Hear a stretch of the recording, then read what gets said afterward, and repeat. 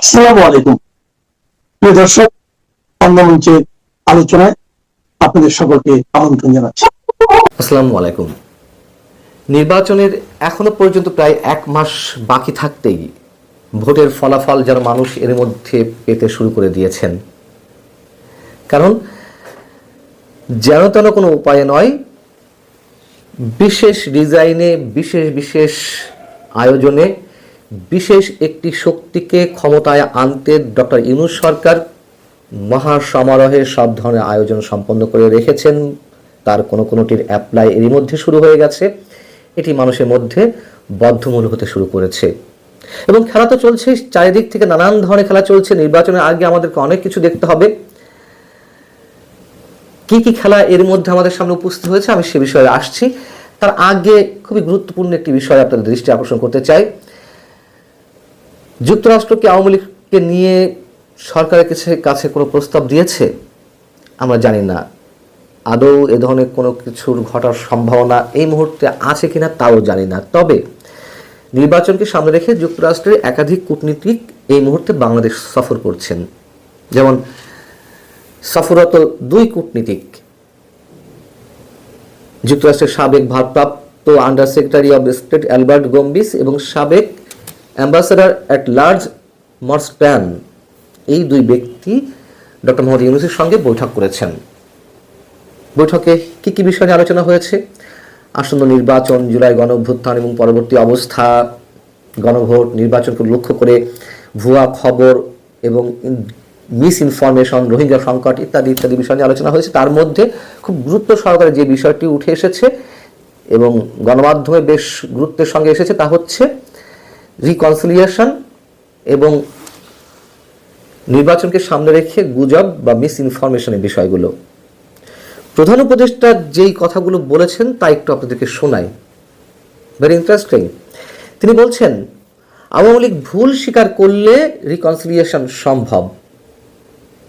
দক্ষিণ আফ্রিকার উদাহরণ টেনে তিনি বলছেন যে সেখানে তো অপরাধীরা তাদের অপরাধ স্বীকার করে নিয়েছিল, কিন্তু বাংলাদেশের ফ্যাসিস্ট শাসক গোষ্ঠী অর্থাৎ আওয়ামী লীগকে উদ্দেশ্য করে তিনি বলছেন যে তাদের অপরাধ স্বীকার করে যাওয়ায় অস্বীকার করে যাওয়ায় এই মুহূর্তে বাংলাদেশে সে ধরনের কোনো সম্ভাবনা নেই। ট্রুথ অ্যান্ড রিকনসিলিয়েশন তখনই সম্ভব যখন কেউ স্বীকার করে নাই যে সে ভুল করেছে, নিজের অপরাধের জন্য অনুতপ্ত হয়, অনুশোচনা প্রকাশ করে। কিন্তু এখনো পর্যন্ত আওয়ামী লীগের মধ্যে কোনো অনুশোচনা নেই, কোনো অনুতাপও নেই, বরং তারা দাবি করছে জুলাই অভ্যুত্থানে যে তরুণরা নিহত হয়েছেন তারা সন্ত্রাসীদের হাতে নিহত হয়েছেন। আরও যে একটি বিষয় তিনি গুরুত্বের সঙ্গে তুলে ধরছেন সেটি হচ্ছে 12 ফেব্রুয়ারি নির্ধারিত সময়ে জাতীয় সংসদ নির্বাচন অনুষ্ঠিত হবে এবং এই নির্বাচনকে ঘিরে ভুয়া খবরের বন্যা ও পরিকল্পিতভাবে বিভ্রান্তি ছড়ানো হয়েছে। এই যে কথাগুলো, এই কথাগুলো বলার কারণ কি? দুটি খুব গুরুত্বপূর্ণ বিষয়। এর আগে বিভিন্ন ডিজাইনের কথা বলছিলাম আপনাদেরকে। বিষয় হচ্ছে ওই আলোচনাতে মার্কিন কূটনীতিকরা কি জানতে চেয়েছেন, কি বলেছেন সেটি আমরা জানতে পারিনি, শুনতে পাইনি। যেটুকু গণমাধ্যমে এসেছে তাও প্রধান উপদেষ্টার প্রেস উইংয়ের মারফত, সেটি আমরা কেবল জানতে পারছি। প্রধান উপদেষ্টা কি বলেছেন সেটি আমরা জানতে পারলাম, কিন্তু প্রধান উপদেষ্টা আওয়ামী লীগকে কেন্দ্র করে নতুন করে রিকনসিলিয়েশনের কথা কেন বললেন? হুট করে বললেন নাকি যুক্তরাষ্ট্রের পক্ষ থেকে কোনো ধরনের কোনো প্রস্তাব দেওয়া হয়েছে আমরা আসলেই জানি না। তবে কোনো ধরনের কোনো প্রশ্ন তাদের পক্ষ থেকে যদি না তোলা হয়েই থাকে তাহলে ডক্টর ইউনূস সাহেব কেন এই বিষয়ে কথা বলতে গেলেন রিকনসিলিয়েশনের প্রসঙ্গ টেনে? আবার আরেকটি বিষয় হচ্ছে নির্বাচনের মাত্র কয়েকদিন আগে কেন এ ধরনের রিকনসিলিয়েশনের প্রসঙ্গ এলো? একই সঙ্গে প্রশ্ন, নির্বাচনকে কেন্দ্র করে ভুয়া খবর এবং মিস ইনফরমেশন বা পরিকল্পিতভাবে বিভ্রান্তি ছড়ানোর কথাও বা কেন উঠছে? এই একই কথা তিনি মঙ্গলবার জাতিসংঘের মানবাধিকার বিষয়ক হাই কমিশনার ভলকার তুর্কের সঙ্গেও এটি নিয়ে আলোচনা করেছেন। সেখানেও তিনি কি বলেছেন? তিনি বলেছেন নির্বাচনকে ঘিরে ভুলের তথ্যের বন্যা বইছে, এটি বিদেশি গণমাধ্যম ও স্থানীয় উভয় উৎস থেকেই আসছে। ভুয়া খবর, গুজব ও জল্পনা কল্পনা ছড়িয়ে দেওয়া হচ্ছে। এর ফলে নির্বাচন কি ধরনের নির্বাচনে কি ধরনের প্রভাব পড়তে পারে তা নিয়ে আমরা উদ্বিগ্ন হওয়াটাই স্বাভাবিক, আমরা সবাই উদ্বিগ্ন। কিন্তু ভুয়া খবর আসলে কোনগুলো? এই যে পোস্টাল ব্যালট পেপার বেহাত হয়ে গেল, একটা বিশেষ রাজনৈতিক দলের সমর্থকদের হাতে সেই ব্যালট পেপার গিয়ে পৌঁছলো, যেটি আপনারা দেখেছেন সামাজিক যোগাযোগ মাধ্যমে ভাইরাল হয়েছে। দুইটি ভিডিও ভাইরাল হয়েছে, একটি বাহরাইনের ক্ষেত্রে, একটি ওমানের ক্ষেত্রে। বাহরাইনের ক্ষেত্রে আমরা দেখলাম 7 মিনিট 26 সেকেন্ডের একটি ভিডিও সম্ভবত। সেখানে বিএনপির যে অভিযোগ, বিএনপি নির্বাচন কমিশন যে অভিযোগ জানিয়ে আসছে যে এটি একটি বিশেষ রাজনৈতিক দলের সমর্থকদের হাতে এই পোস্টাল ব্যালট পেপার গিয়ে পৌঁছেছে, বিএনপি স্পষ্ট করে বলেছে। তো বাহরাইনে বিএনপি বক্তব্য অনুযায়ী জামাতের কর্মীদের হাতে বা নেতাদের হাতে পোস্টাল ব্যালট পেপার গিয়ে পৌঁছেছে। কেন, কিভাবে পৌঁছলো? এটি নিশ্চয়ই কোনো গুজব নয়, এবং কোনো কোনো ক্ষেত্রে তো এর সত্যতা স্বীকার করে নিয়েছেই নির্বাচন কমিশন যে হ্যাঁ তারাও এটি দেখেছে। আরেকটি হচ্ছে ওমানে 27 সেকেন্ডে একটি ভিডিও ছড়িয়েছে। তাহলে গুজব আসলে কোনটি? দেশে এই প্রথমবারের মতন প্রবাসীরা ভোট দিতে পারছেন, বা বাংলাদেশের মধ্যে থেকেই যারা ভোট কেন্দ্রে ওই সময় উপস্থিত হতে পারবেন না, বিভিন্ন কাজে সরকারি কর্মকর্তারা, তাদের থেকে শুরু করে আরও বিভিন্ন পর্যায়ের মানুষ, এরকম প্রায় 15 লাখ মানুষ, 15,27,155 জন ভোটারের পোস্টাল ভোট নিবন্ধিত হয়েছে। তার মধ্যে 7,60,000 প্রবাসী। এবং হিসাব করে দেখা গেছে, বিশ্লেষকরা বলছে যে 10,000-এর বেশি ভোটার পোস্টাল ব্যালটের জন্য নিবন্ধিত হয়েছেন, এমন আসন রয়েছে 18টি। আবার 2008 সালে নবম সংসদ নির্বাচন 10,000 ভোটের কম ব্যবধানে যে জয় পরাজয় নির্ধারিত হয়েছিল, সেরকম আসন ছিল 30টি। অতএব এই যে পোস্টাল ভোটের বিষয়টি, এটি একেবারেই গুরুত্বহীন কিছু নয়। সেটি এখন কারা নিয়ন্ত্রণ করছে? আবার দেখুন, গণভোটের যে ব্যালট পেপারগুলো, যে প্রায় 12 কোটি 12.5 কোটি ভোটার, তাদের সবার ব্যালট পেপার এরই মধ্যে জেলা পর্যায়ে রিটার্নিং কর্মকর্তাদের হাতে গিয়ে পৌঁছেছে। সেগুলো এখন জেলা প্রশাসকের কার্যালয়ের ট্রেজারিতে অবস্থান করছে। 1 মাস আগেই কেন গণভোটের এই ব্যালট পেপারগুলো পৌঁছে দেওয়া হবে? সেগুলো কারা নিয়ন্ত্রণ করবে? এগুলো কি গুজব? নিশ্চয়ই এগুলো গুজব নয়। নির্বাচন কমিশন নিজেই বলেছে হ্যাঁ সারা দেশে গণভোটের ব্যালট পেপার চলে গেছে। কারণ হিসেবে তারা কি বলছে, যে এবার যেহেতু ডাবল ভোট, গণভোট এবং জাতীয় সংসদ নির্বাচনের ভোট, তো 12.5 কোটি ভোটারের জন্য 25-26 কোটি বা 12.5 কোটি ভোটারের জন্য এত কোটি ব্যালট পেপার এক জায়গায় রাখা সম্ভব নয়। এটিকে তারা কারণ হিসেবে বলছে। এটি নিশ্চয়ই কোনো কারণ হতে পারে না। এমনকি গণভোটের পক্ষে সরকার বলক করে প্রচারণা চালাচ্ছে যে হ্যাঁ জয়যুক্ত করুন। কেন? এটা তো সরকারের কোনো ম্যাটার নয়, এটা রাজনৈতিক দলের বিষয়, যার জন্যই তো ভোটে দেওয়া হয়েছে। না তো সরকার ইম্পোজ করে দিতে পারত। হ্যাঁ কে জয়যুক্ত করতে হবে নাকি না কে জয়যুক্ত করতে হবে, তার জন্য প্রচারণা চালাবে বিএনপি থেকে শুরু করে জামাত ইসলামী বা অন্য যেসব রাজনৈতিক দল রয়েছে তারা। সরকার কেন মানুষের করের টাকা খরচ করে এই প্রচারণা নামবে? সরকারের উদ্দেশ্যটা কি? তাহলে যেহেতু গণভোট নিয়ে জামাত এনসিপির আয়োজন বেশি ছিল, এবং সেটিকে কেন্দ্র করে বাংলাদেশকে আরও একটি অস্থিতিশীল এবং একটা অনিশ্চিত অবস্থার মধ্যে ফেলে দিতে চায়, এমন অভিযোগ তো অনেকে রয়েছে। সেই উদ্দেশ্যটাই কি সার্ভ করছে ডক্টর ইউনূস সরকার? সরকার বড়জোর কি করতে পারে, যে গণভোটে যে প্রশ্নগুলো রয়েছে সেইগুলো সম্পর্কে মানুষকে সচেতন করতে পারে। যেহেতু 4টি প্রশ্নের উত্তর হ্যাঁ কি না একবারে দিতে হবে, এটিও একটি আজগুবি বিষয়, জানিয়ে এর মধ্যে অনেক আলোচনা হয়েছে। এখন বিষয় হচ্ছে যে প্রথমেই যে মন্তব্য করা হয়েছিল যে বিশেষ একটি শক্তিকে ক্ষমতা আনার জন্য যত ধরনের বিশেষ আয়োজন সব রেডি করে রাখা হয়েছে সরকারের পক্ষ থেকে,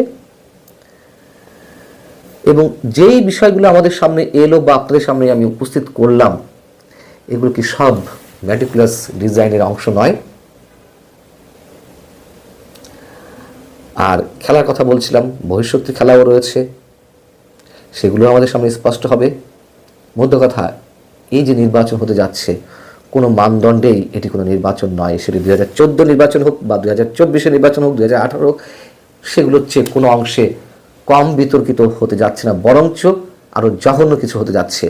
এই বিষয়গুলো বিএনপির মতো রাজনৈতিক শক্তি ভেবে দেখতে পারছে কিনা, সেটিও আমাদের কাছে অনেক বড় প্রশ্ন।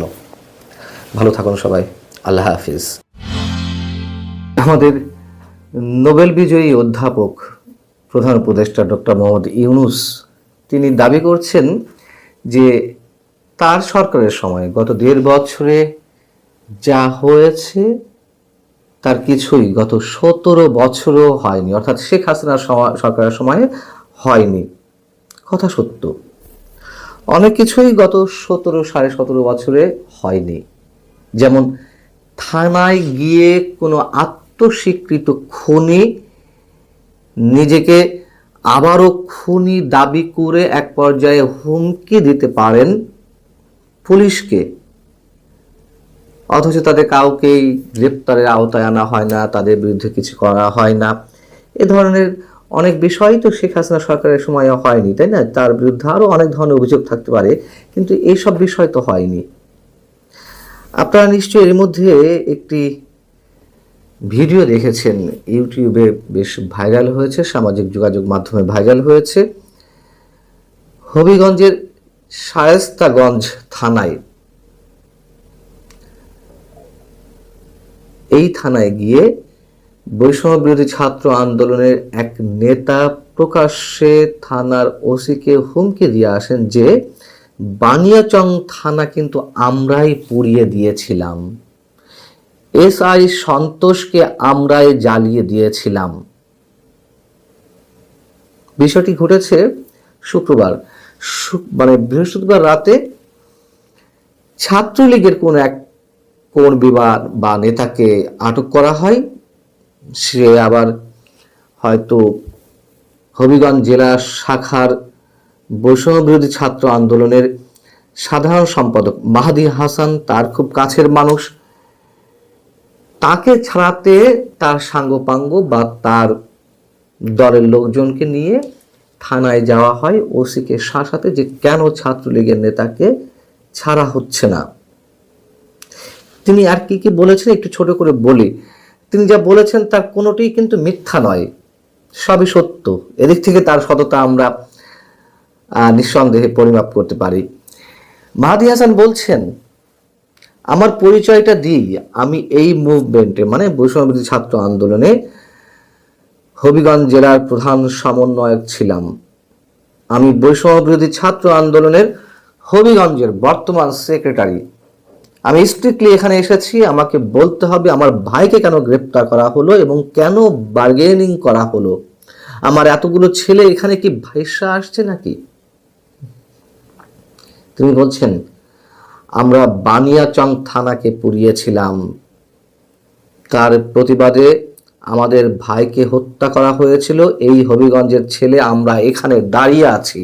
আমরা জুলাই অভ্যুত্থানে গভর্নমেন্ট এখানে ফর্ম করেছি, আমরাই গভর্নমেন্টকে ফর্ম করেছি। ওই জায়গা থেকে আপনারা আমাদের প্রশাসনের লোক, আপনারা আমাদের ছেলেদেরকে গ্রেপ্তার করে নিয়ে এসেছেন, আবার আপনি আমাদের সাথে বার্গেনিং করতেছেন এবং বলছেন যে আন্দোলনকারী হয়েছে তো কি হয়েছে। তিনি বলছেন, আমরা এই বানিয়াচং পুড়িয়ে দিয়েছিলাম, এসআই সন্তোষকে কিন্তু আমরাই জ্বালিয়ে দিয়েছিলাম। এই যে কথাগুলো বলল মাহাদি হাসান, নিশ্চয়ই প্রত্যেকটা শব্দ তার সত্য উচ্চারিত হয়েছে।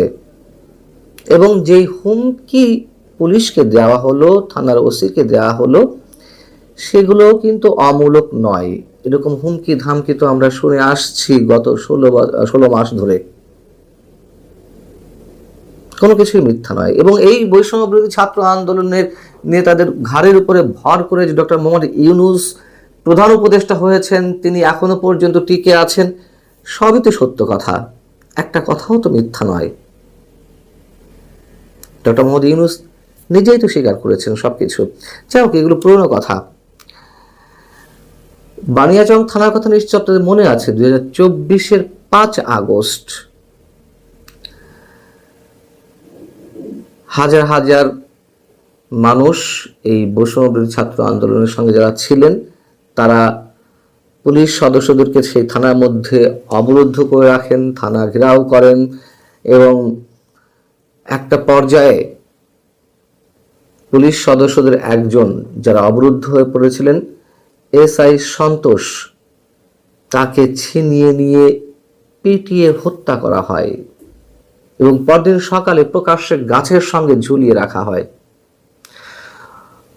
এসআই সন্তোষ হত্যাকাণ্ড এবং বানিয়াচং থানা পুড়িয়ে দেওয়ার অভিযোগে পুলিশ কিন্তু একটি পুলিশ বাদী হয়ে একটি মামলা করেছিল ওই বছরেরই 22শে আগস্ট এবং 5 থেকে 6 হাজার অজ্ঞাত ব্যক্তিকে আসামি করা হয়েছিল। কিন্তু সেই মামলায় কি হয়েছে? নিশ্চয়ই কিছু হয়নি। নিশ্চয়ই সেই মামলায় কাউকে আটক করা হয়নি। যেমন আটক করা হয়নি পুলিশের শত শত সদস্যকে হত্যা করার বিষয়ে অন্য কোনো মামলা হয়ে থাকলে, যেমন আটক করা হয়নি আরো অনেক ক্ষেত্রে নিজেদেরকে আত্মস্বীকৃত খুনি হিসেবে দাবি করার পরেও। আমাদের নিশ্চয় মনে আছে যে এসআই সন্তোষকে হত্যা করা হলো বা বানিয়াচং থানা পুড়িয়ে দেওয়া হলো 5 আগস্ট। তার আগের রাতে 4 আগস্ট সিরাজগঞ্জের এনায়তপুর থানা এভাবে জ্বালিয়ে দেওয়া হয়েছিল।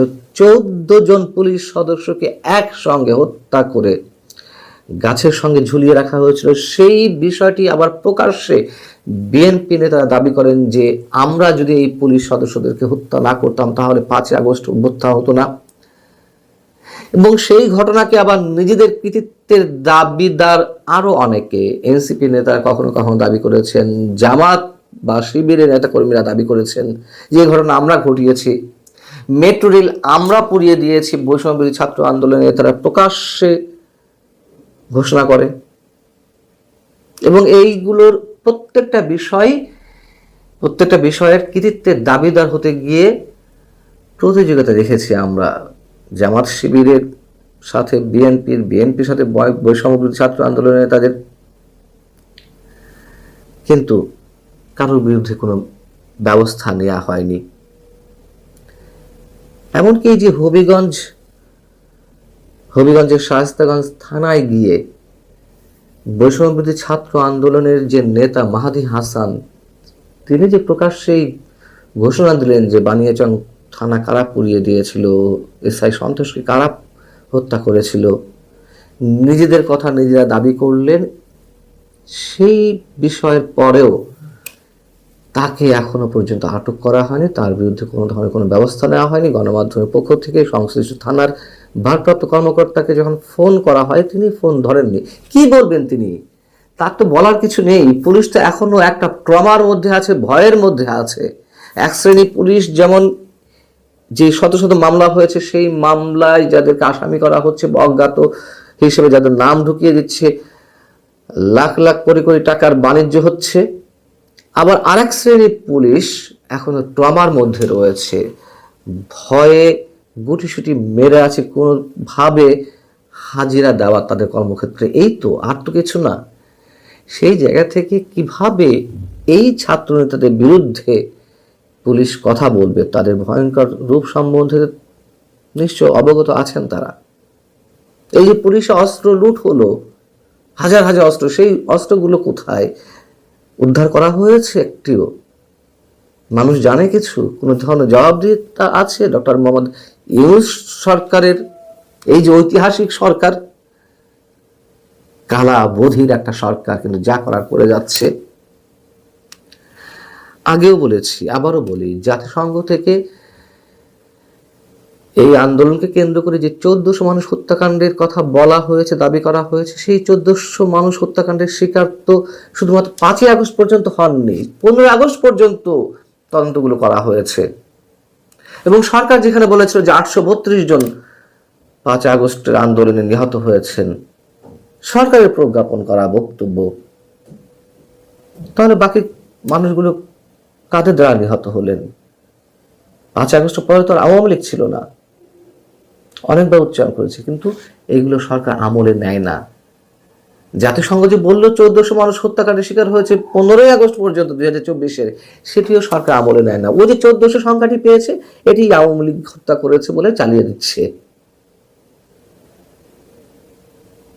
আমাদের নোবেল বিজয়ী অধ্যাপক বাবা বলছেন যে কিছু ঘটলেই বলা হয় যে তার মুখ থেকে আমরা শুনতে পাই বর্বরতা থেকে বাংলাদেশ সভ্যতার দিকে গেছে, অসভ্যতা থেকে বাংলাদেশ এক সভ্য জাতিতে পরিণত হয়েছে।